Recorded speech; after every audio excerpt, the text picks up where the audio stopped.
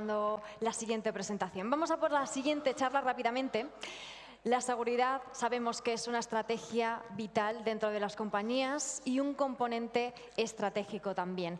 Genera un valor añadido imprescindible. Por eso es tan relevante conocer cuál es esa aportación, ese valor de la seguridad a las compañías y también, por supuesto, los planes estratégicos de las empresas. Y lo vamos a conocer la mano de Iberdrola, cómo acompaña la seguridad a las grandes compañías en el desarrollo precisamente de su plan estratégico. Un tema interesantísimo que nos trae Patxi Blázquez Sarro de Iberdrola, a quien por favor recibimos con un aplauso al escenario de Cyberwall.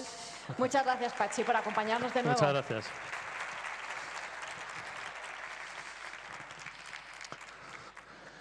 Bueno, buenos días a todos.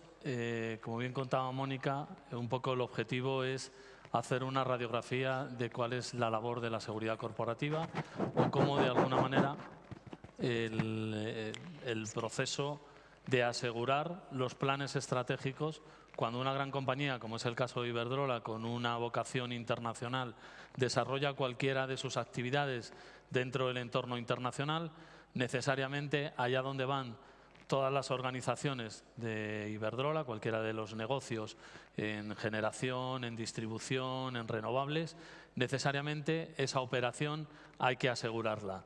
Entonces, vamos a comenzar con un vídeo que, bueno, no tenemos algún problema con el audio, por tanto, no es más que un vídeo que quiere poner en contexto qué es Iberdrola. Yo creo que ahora no.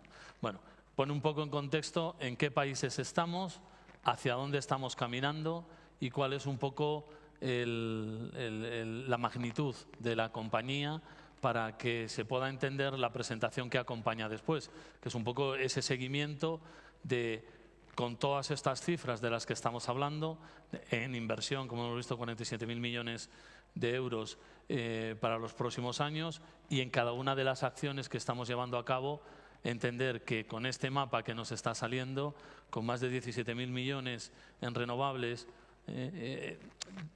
necesariamente todo eso tiene que tener una cobertura de seguridad o necesariamente la seguridad corporativa en cada una de sus áreas, tanto en la parte de gobierno o de gestión, como en la parte de ciber, como en la parte de seguridad física, como en la parte de resiliencia, necesita tener una cobertura de seguridad. Y eso es un poco lo que vamos a ir contando. Entonces, comenzamos diciendo un poco esas claves, quién es Iberdrola y en qué mundo está. Probablemente casi todos los que estáis aquí, tanto presencial como los 3.000 que están en streaming, sí que sepan quién es Iberdrola. En cualquier caso, era una pequeña pincelada para que viésemos qué estamos haciendo. ¿Qué ocurre dentro del sector eléctrico? El sector eléctrico, como sabéis, cada vez está ganando una importancia mayor. Es decir, basta con que cada uno de nosotros nos miremos dentro de nuestros hogares o de nuestras industrias o de nuestra vida en el día a día. Tanto el vehículo eléctrico como el resto de soluciones en el mundo del Smart Solar, con las comunidades solares o con las comunidades de vecinos o con las unifamiliares, es algo que se está desarrollando a nivel cada día más activo. Ese mundo en el que nos encontramos, que es un mundo eléctrico, un mundo con mayores complejidades, que además está hiperconectado, porque allá donde tengamos un cliente, o ya sea industrial o sea particular o en cualquiera de sus modalidades, en ese lugar siempre vamos a tener un punto de conexión o de entrada a nuestro corazón, al corazón de la seguridad de Iberdrola. Por tanto, a veces pensamos que hay que fortificar las grandes instalaciones o las centrales nucleares o los grandes parques eólicos o las grandes fotovoltaicas, pero desde cada contador eléctrico de cada uno de nuestros clientes o desde cada cargador eléctrico para los vehículos eléctricos en un centro comercial, en una electrolinera o en cualquiera de los lugares en los que Iberdrola está poniendo una de sus instalaciones, tenemos una línea directa en el ámbito de la tecnología que puede ser un lugar en el que tenemos que ejercer nuestro nivel de defensa. ¿Qué está ocurriendo? Están irrumpiendo nuevas energías, cada día más limpias, pero que además se desarrollan en entornos naturales también complejos. Quiero decir, la famosa frase de no ponerle puertas al campo es un hecho. Quiero decir, cuando desarrollas un parque eólico en medio de una montaña, desde luego no hay un perímetro cerrado, no hay una puerta de acceso, pero sí que tenemos una red inteligente que está desde telemandando la operación, es decir, que cada uno de esos aerogeneradores se están gestionando desde los 5 centros de operación que están distribuidos por el mundo, y somos capaces de orientar las palas de los aerogeneradores o de poner en marcha o paralizar cualquiera de estos aerogeneradores a lo largo de nuestra geografía mundial. Como habéis visto, estamos presentes de manera muy contundente en 5 países: Brasil, México, Estados Unidos y Reino Unido, y por supuesto en la matriz, que es España. Luego, esa irrupción de energías limpias traen modelos distintos de producción, y esos distintos modelos de producción traen distintos modelos de protección.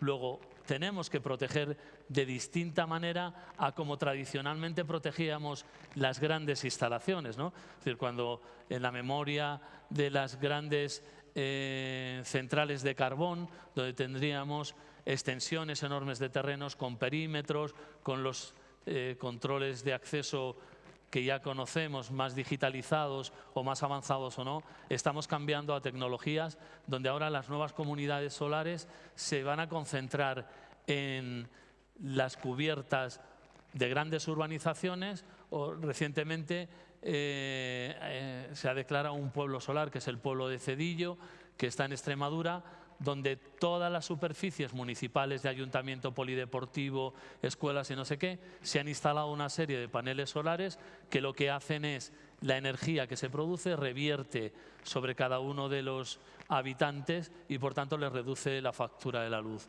Pero todo eso está conectado y esa conexión termina llegando a nuestro core.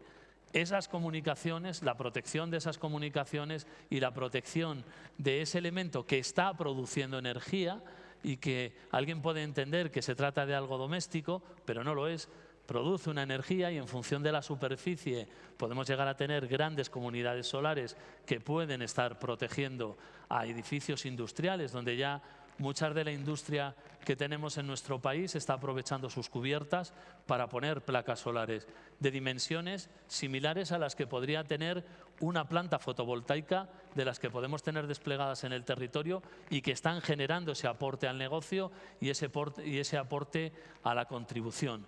Luego, el hidrógeno verde, que también es un elemento emergente en el que estamos siendo pioneros y que está asociado también a la industria, vuelve a ser un elemento clave, porque muchas de esas industrias también son operadores críticos y también tienen infraestructuras críticas como las tenemos nosotros. Y algunas de estas tecnologías necesariamente también son infraestructuras críticas. Por tanto, cae todo el peso de la legislación, de la actual y de la que está por llegar. Luego, desde la seguridad corporativa, como gestores de esa seguridad corporativa, tenemos la responsabilidad de acompañar al negocio en cada uno de los pasos que vaya dando. Nosotros no nos sentamos en la mesa con los negocios de los comités de dirección, donde se toman las decisiones y decidimos decirle: oye, no hagas parques eólicos. ¿Por qué? Porque son muy complicados de proteger. No tendría sentido. Digo, oye, pues que a lo mejor no le necesito a usted.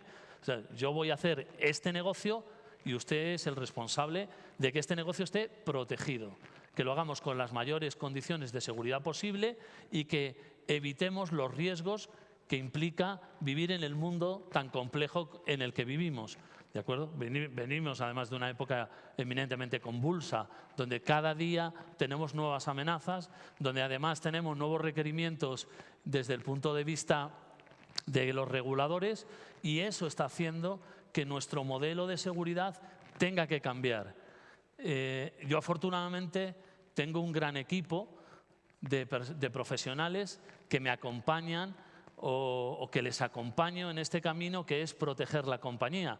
Pero ellos, que muchos de ellos están aquí sentados, y quiero aprovechar para felicitarles y para darles la enhorabuena y para darles el agradecimiento de cada día levantar la persiana y que seamos capaces de levantar la persiana y que Iberdrola sea una de las empresas en el mundo, la segunda energética del mundo. Lo conseguimos porque protegemos lo que está haciendo nuestra compañía. Luego, tenemos que seguir manteniendo un nivel de seguridad en todas nuestras instalaciones para poder operar, porque de nada sirve que blindemos las operaciones, los negocios o las acciones si eso no nos deja operar, si al final, por proteger, no hemos dejado que nuestro negocio continúe. Por tanto, ha habido un cambio de modelo de gobierno dentro de nuestra gestión de la seguridad dentro de nuestra compañía. ¿Vale? Al principio de los 90 empiezan los primeros ataques ciber, en el 2000 empezamos a proteger la red, en el 2010 cobra un valor importante la seguridad de la información y a partir del 2020 entendemos que la burbuja de la ciber, y estamos en un congreso ciber, no puede ser una burbuja, es decir, que ha llegado para quedarse y que tiene una importancia dentro de la seguridad, pero no es el todo. La ciber no lo es todo. Como no lo era la seguridad física, cuando llegó la seguridad electrónica me parecía que iba a revolucionar todo. Todavía mantenemos la seguridad física como una de las herramientas absolutamente necesarias para generar una protección global o una protección integral, como nos gusta decirlo, ¿vale? Por otro lado, va a haber un endurecimiento de la legislación y ese endurecimiento nos tiene que hacer necesariamente cambiar nuestro modelo de gobierno. ¿Por qué?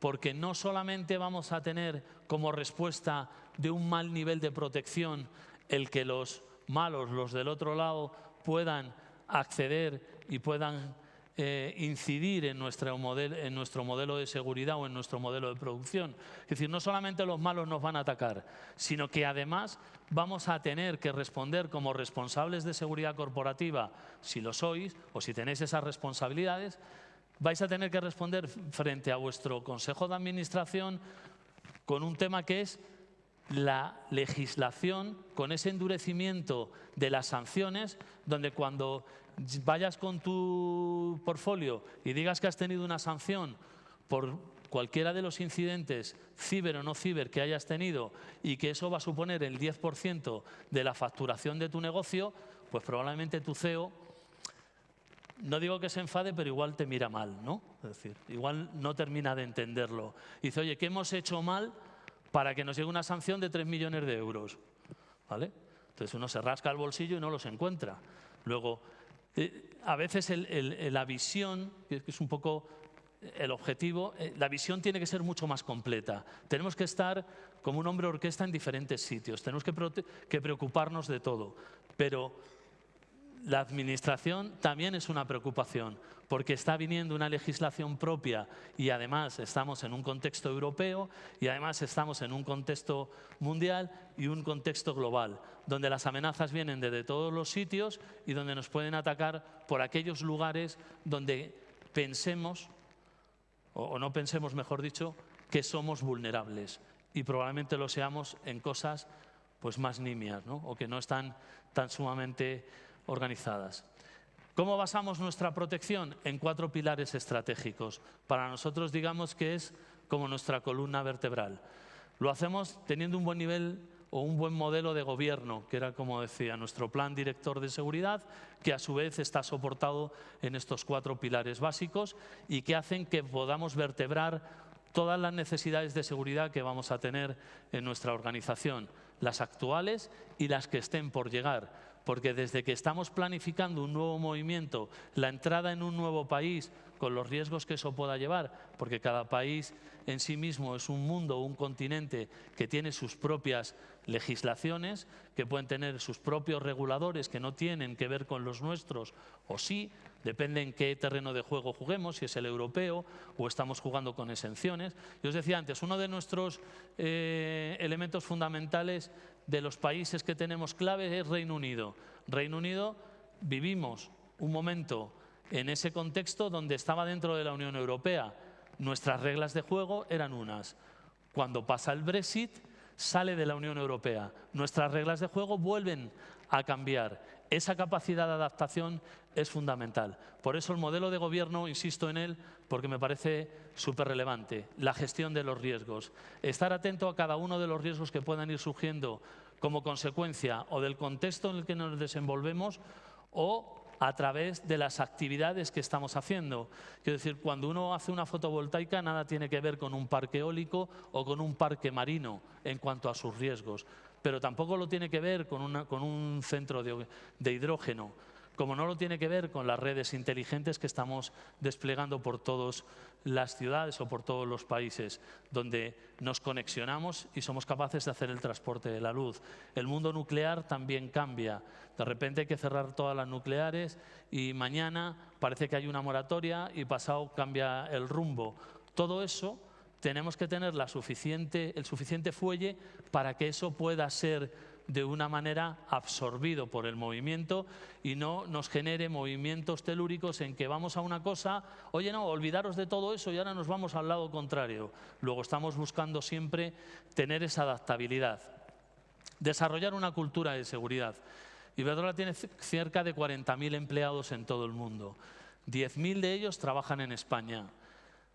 Por muy amplio que tengas el departamento o la unidad de seguridad, como es mi caso, me siento afortunado por ello, tenemos que generar una cultura de seguridad porque en cada uno de los empleados, de los contratistas y de nuestra cadena de suministro va a basarse la seguridad de nuestras operaciones, porque al final se va a buscar cuál es el eslabón más débil y a veces ese eslabón más débil, a veces esa línea o puerta trasera más fácil de acceder van a ser nuestros proveedores, van a ser la cadena de suministro, va a ser aquellas personas que de alguna manera no necesariamente las vas a poner en primera línea. Luego nosotros extendemos esa cultura de seguridad a todo el mundo, a todos aquellos que de una manera u otra contribuyen a ese plan estratégico, a ese camino que se ha trazado para los próximos 3 años para llegar a un objetivo de facturación, de beneficio, de reducción de emisiones, de electrificación verde. Todos esos objetivos que se marcan y que quedan muy bien en los diarios, hay que conseguirlos y para conseguirlos se necesita la suma de todas las capacidades de la compañía y una de ellas es la Dirección de Seguridad Corporativa. Esa cultura de seguridad, generando esos conocimientos y esas habilidades en los equipos, son absolutamente necesarias. Por tanto, para nosotros es un pilar básico. Y por último, la resiliencia. Tanto es así que tenemos una unidad dentro de mi dirección que se llama Resiliencia Operativa y que está velando por todo lo previo, es que no nos pase nada y cuando nos pasa, ser lo suficientemente resilientes para resolverlo en tiempo y forma, para continuidad de negocio, para que no tengamos una merma en la actividad. ¿Por qué? Porque somos un sector crítico y damos servicios esenciales a la sociedad. Luego, que alguien se quede sin luz es tremendamente sensible para nosotros. No más allá de que a alguien se le descongele la nevera, ¿no? Porque detrás de la electricidad hay un soporte fundamental para la industria, para los hospitales y para otros sectores críticos que necesariamente se valen de la energía para ello. Luego, la resiliencia para nosotros es importante. ¿Cómo es nuestro modelo de seguridad? Predecimos e identificamos, predecimos qué está pasando o por dónde vamos a ir, también protegemos, vigilamos y detectamos y respondemos. Luego, de alguna manera, ese modelo de gobierno nos permite poner en el centro del esquema que tenemos a las 3 compañías que estamos gestionando y que forman el grupo Iberdrola. Hay un área de redes, un área de distribución eléctrica, hay un área de generación eléctrica renovables y, por último, tenemos el área de clientes o el área donde los millones de clientes que tenemos que darle esa seguridad y esa continuidad del negocio. Luego, esta es la explicación y este es el esquema que nos permite, con esas 3 bases, gestionar la seguridad, gestionar los activos. Para que os hagáis una idea, nosotros contamos con más de 40.000 activos dentro de la compañía. Es verdad que muchos son pequeños centros de transformación o pequeñas instalaciones que tienen su importancia, si no, no estarían. Pero luego manejamos cerca de 3.000 instalaciones de un calado importante. Luego, esa gestión de los activos dentro de la organización son muy importantes. Luego, tenemos que preocuparnos y ocuparnos de la seguridad en esos activos. Habíamos hablado de cómo gobernamos la seguridad y la gobernamos con herramientas, ¿vale? Una de las herramientas que utilizamos y en la que estamos volcando muchísima información que nos va a dar un reporting del cual nos va a servir una información para la toma de decisiones es nuestro gestor documental. Tenemos un gestor documental donde toda la parte de la gestión que tiene que ver con todo ese número de instalaciones que hemos mencionado, tienen el último detalle de quién es el último vigilante, el último conductor, el último escolta, la última recepcionista, la última cámara, el último detector. Cualquiera de los procesos, de los elementos, de los activos o de las personas que suman a esta dirección de seguridad están englobados dentro de ese gestor documental, registrados con un código, geolocalizados y geodispuestos para cualquier necesidad que nosotros podamos tener para la toma de decisiones y para la supervisión diaria de ese nivel de activos. Es decir, cuando uno tiene un nivel de activos de 3.000 instalaciones, donde podemos estar hablando de más de 100.000 puntos de control, con detección, con cámaras y con otros elementos, necesariamente o tienes herramientas para poder gestionarlo o desde luego es un brindis al sol plantearse o pensar que tienes el control de la seguridad. Un cuadro de mando integral. Hemos hablado 1000 veces de dashboard, el anterior ponente, mi compañero también de profesión, también ha hablado de su cuadro de mandos. Todos los que pasemos por aquí, que tengamos alguna responsabilidad en gestión corporativa, hablaremos del cuadro de mandos, porque el cuadro de mando tiene la importancia de avisarte, como cuando vas conduciendo un vehículo o un avión o un barco o un tren o cualquier otra circunstancia. Hoy en día se nos ha puesto de moda a casi todos llevar un cuadro de mando, ¿no?, en la muñeca, ¿no?, que nos dice las pulsaciones, nos dice si va a hacer frío o va a hacer calor, nos dice la hora, nos dice la agenda que tenemos, si llegamos tarde, si se nos escapa el vuelo, si el tren. Eso es un cuadro de mando minimizado by Apple o quien sea a quien le compremos el smartwatch, pero tenemos otro cuadro de mando de mayor calado que es nuestro teléfono móvil. Y así podríamos ir sumando diferentes cuadros de mandos que operan diariamente en nuestra vida y que probablemente no seamos conscientes de que están ahí, pero lo son. Pues nosotros, en una dirección como la que represento, tenemos un amplio cuadro de mandos que permite monitorizar las actividades de toda la compañía en el mundo de la seguridad, que nos está dando KPIs, que nos están reportando una información en tiempo real, y eso nos permite tomar decisiones anticipadas o podernos adelantar a cualquiera de los riesgos o a cualquiera de los incidentes. Desde el punto de vista normativo, porque parte de este cuadro de mando integral está asociado un observatorio normativo.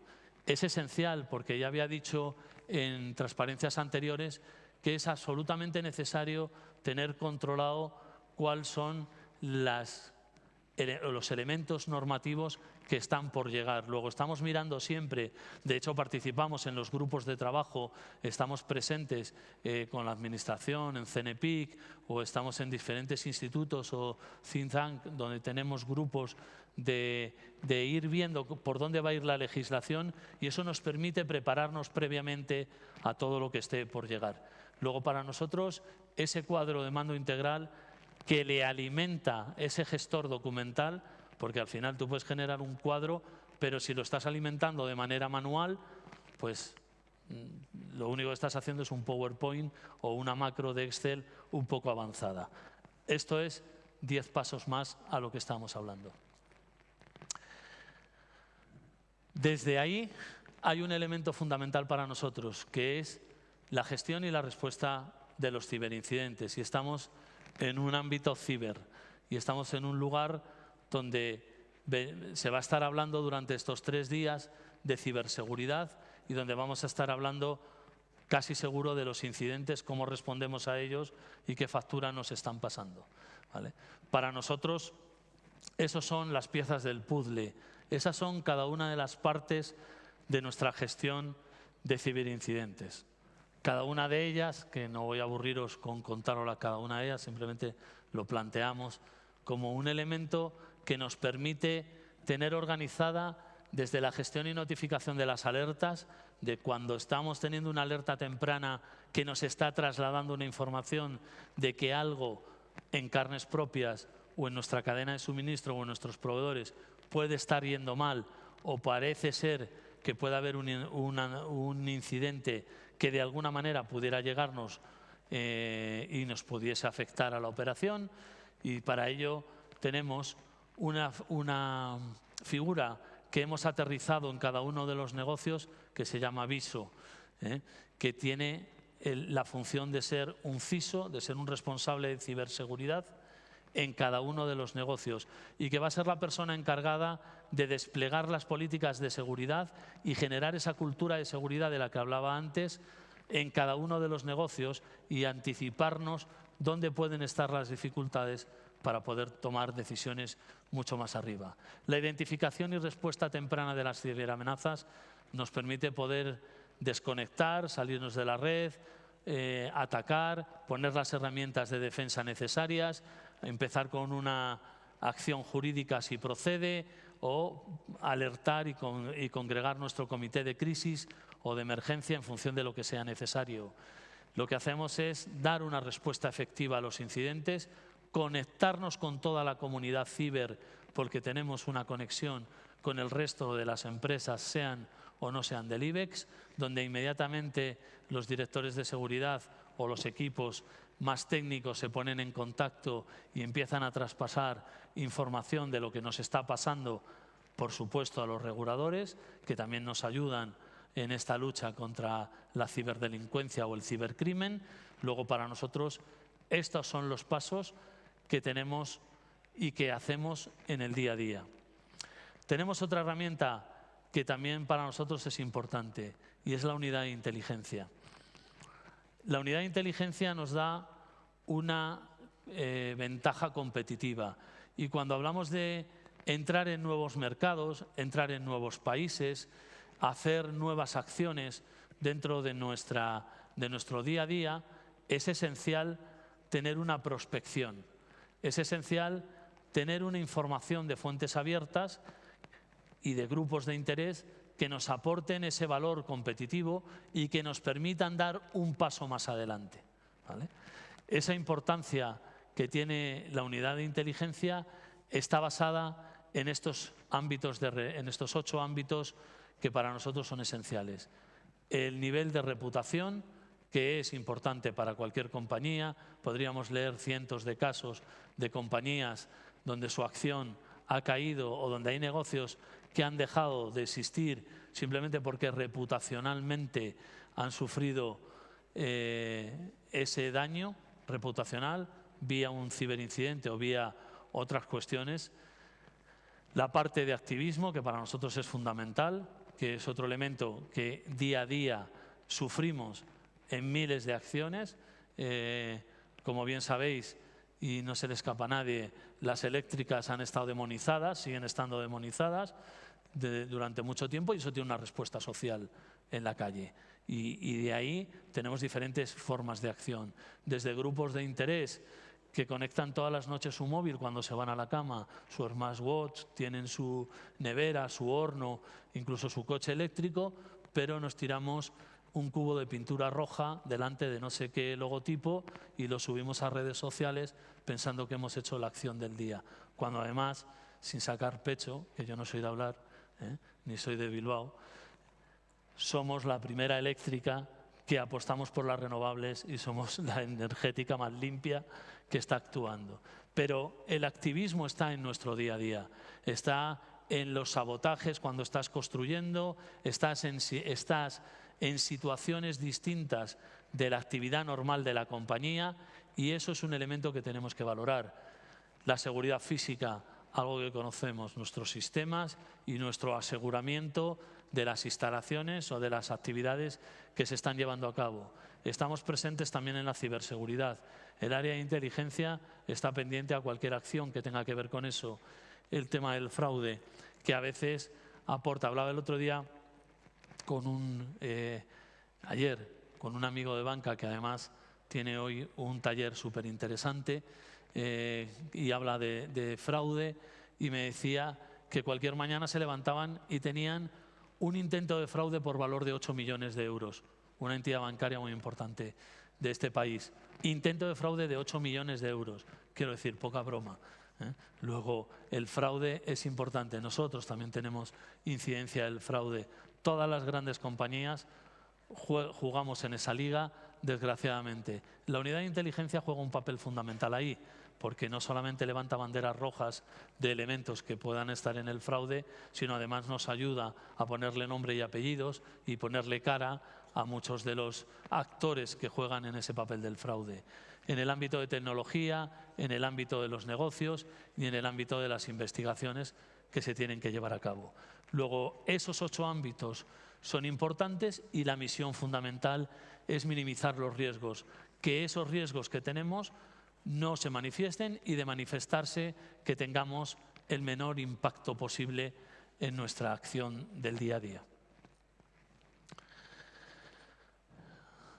¿Qué beneficios tiene tener una unidad de inteligencia? Porque evidentemente la unidad de inteligencia tiene un coste y representa herramientas, representa personal, representa formación y representa una serie de elementos que tienen un coste. Pero tenemos una serie de beneficios importantes. Nos permite mejorar y planificar dónde vamos a ir.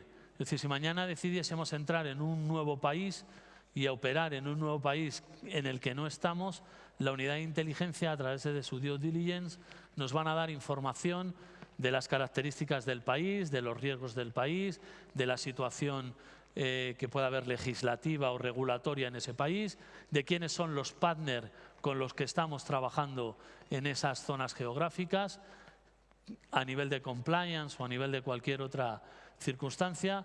Nos va a dar una información de valor táctico y estratégico para tomar la decisión y decir, oye, yo hace años, antes de trabajar en Iberdrola, trabajé en una gran cementera a nivel mundial. Pasada la guerra de los Balcanes, hubo una posibilidad de negocio para entrar en la reconstrucción de los Balcanes.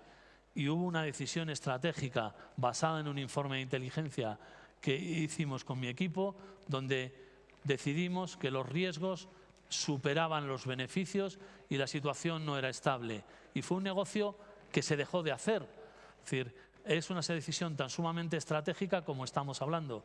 No solamente pasamos de asegurar el negocio, a veces esa información te hace no desembarcar en un país porque no se dan las condiciones, o porque de hacerlo y no tener esta información o no trabajar con una unidad de inteligencia o no preocuparse de lo que está por llegar, lo único que puede hacer es que te cueste la operación 10 veces más, que no sea rentable, que además tengas daños personales que son imperdonables y que termines saliendo del país con un reguero de costes que no tienen ningún sentido. Luego, nuestra unidad de inteligencia nos da esa información que es esencial. Nos identifica cuáles son las tendencias, esas tendencias que están llegando y que son hacia dónde está caminando o los riesgos o las amenazas o los grupos sociales, o etcétera, etcétera. Luego nos aporta un valor prescriptivo fundamental. Nos permite colaborar de manera eficiente en los incidentes. Cuando yo tengo un incidente, y os pongo algo que no tiene que ver con el mundo ciber, pero que está encima de la mesa, hace un mes o 2 meses hemos tenido multitud de incendios en nuestro país, en la zona de Castellón, Levante, no sé qué, y también Asturias fue quemada por 10 sitios. Nosotros tenemos un montón de instalaciones, os lo decía antes, ubicadas en lugares estratégicos de nuestro país.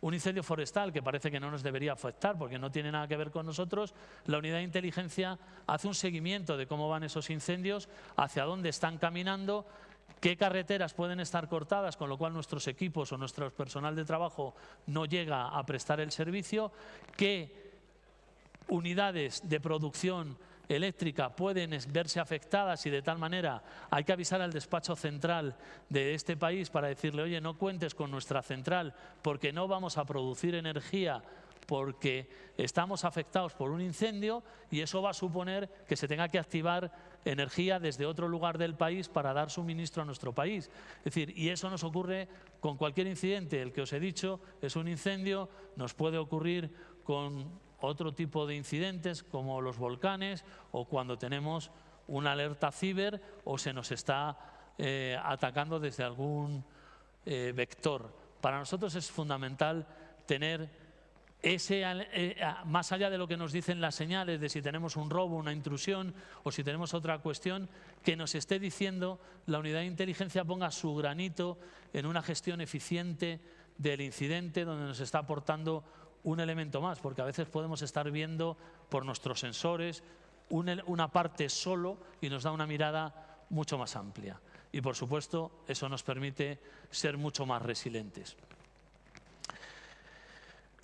El marco regulatorio, he hablado de él, no me voy a extender en exceso, pero tenemos una directiva CER que tiene el cambio esencial. Vamos a dejar de ser operadores críticos y vamos a ser entidades críticas. Y debajo de eso viene una cantidad de cambios regulatorios importantísimos, ¿vale?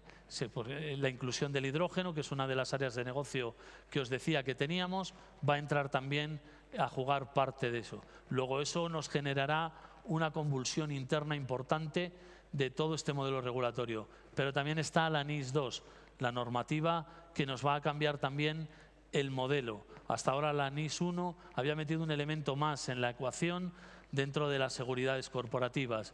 La NIS 2 trae, además de eso, un modelo sancionador mucho más importante y que nos va a tener en tela de juicio. Luego, si alguien se va a dedicar a la seguridad corporativa o ya lo está haciendo, seguro que está muy preocupado de esta nueva legislación y de este marco regulatorio, no solo nacional, sino también europeo, que nos va a poner en tela de juicio todas las actividades que vayamos a hacer con todos los operadores.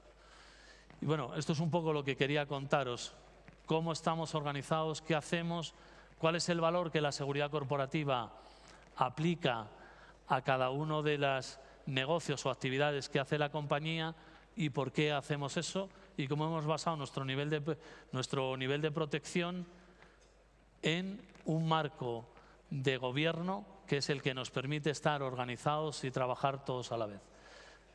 Si hay alguna pregunta y si no, muchísimas gracias por vuestro tiempo.